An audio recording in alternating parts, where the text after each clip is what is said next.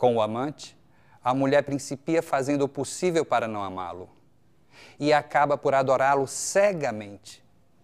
Como sabe que não lhe pertence e que haverá de perdê-lo, seu amor se faz o único objeto e o único encanto de sua vida.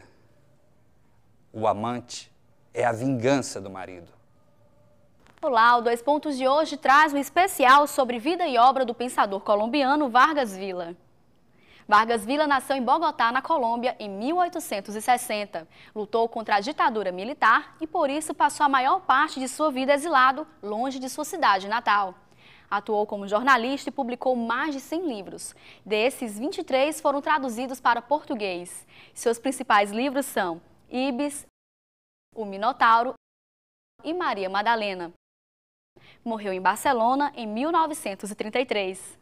Para conversar sobre Vargas Villa, convidamos o escritor Fernando Só, autor do livro Vargas Villa, O Divino Bruxo, e o radialista Moreira Brito, apresentador do programa Show da Madrugada na Rádio AM da Verdes Mares, onde divulga citações do pensador colombiano. Assista agora como foi o encontro de Fernando Só e Moreira Brito, que conversam sobre os primeiros anos de vida do escritor Vargas Villa.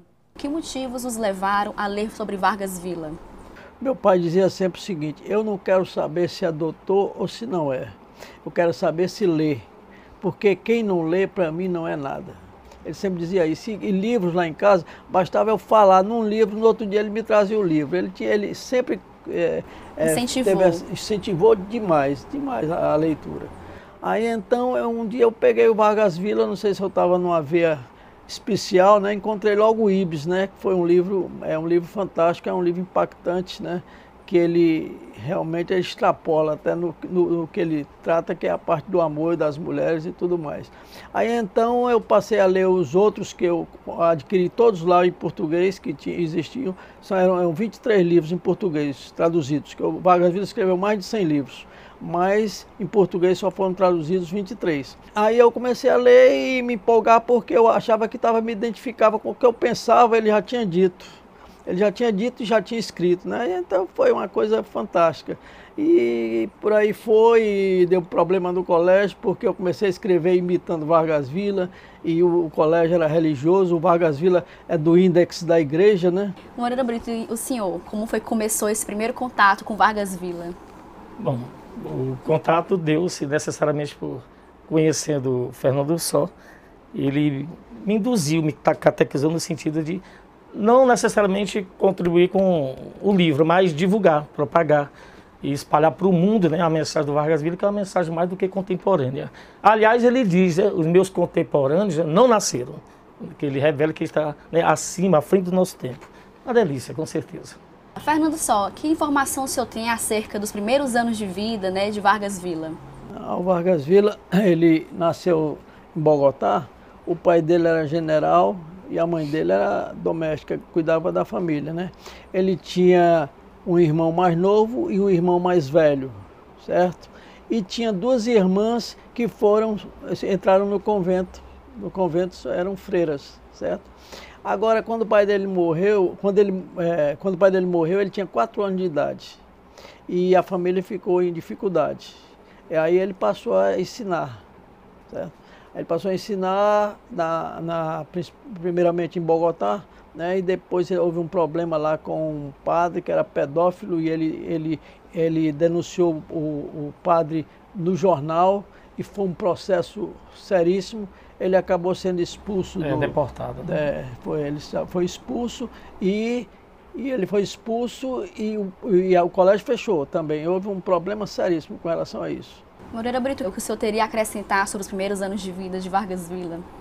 Bom, não necessariamente nos primeiros anos, mas eu diria no contexto todo da vida dele, o lado da coisa de primar pela liberdade, né?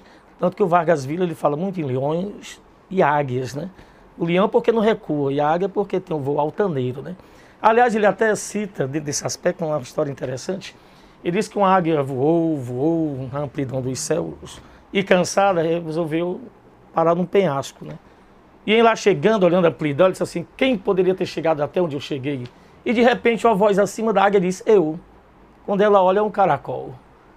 Aí tu que não tem asa, como chegaste até aqui? Me arrastando. A águia, né, se sentindo ultrajada por essa situação, resolveu voar até se perder na amplidão do espaço, com os olhos rubros no rubro do sol, né, na hora do ocaso.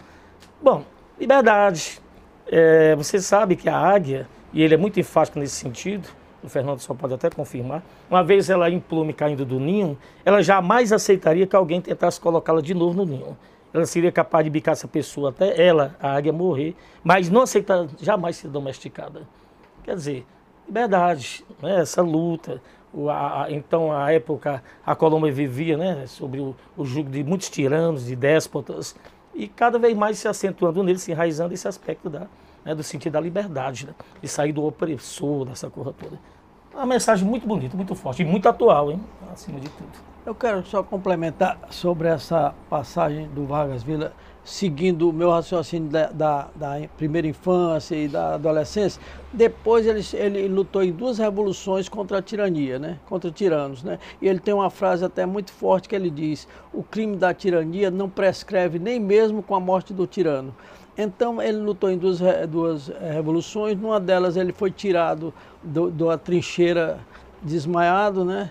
E depois ele foi perseguido com o tirano que ganhou o poder, e ele teve que fugir para a Venezuela. Lá ele foi colocar a cabeça dele a prêmio, e ele depois foi preso, depois foi solto e pegou a América Central e foi para os Estados Unidos.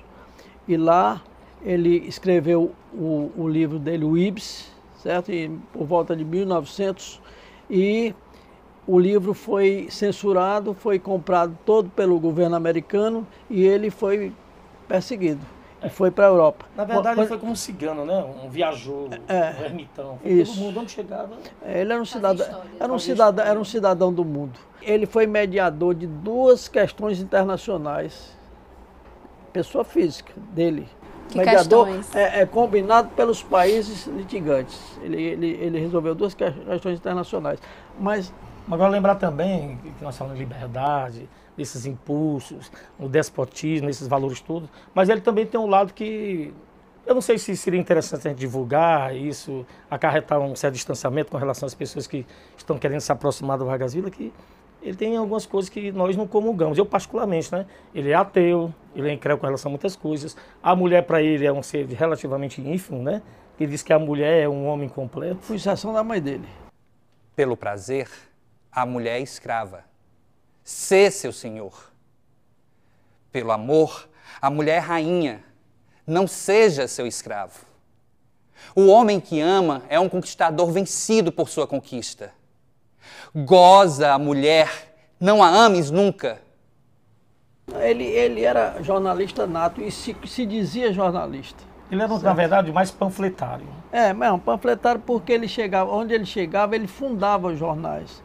Ou ele participava de grupos que já eram exilados e que já tinham jornal para combater a ditadura nos países dele, né? Mesmo divulgar através, por exemplo, mesmo na Europa, mesmo nos Estados Unidos, existiam os grupos aqui da América do Sul que ele sempre era convidado para fazer parte desse grupo, e esse grupo tinha jornais que ele talvez, eu não sei se jornais que eles conseguiam infiltrar, mandar para a América. Naquilo tudo era difícil, o transporte e tudo mais. Mas ele, em especial, ele tinha um jornal que ele fundou em todos os lugares por onde passou.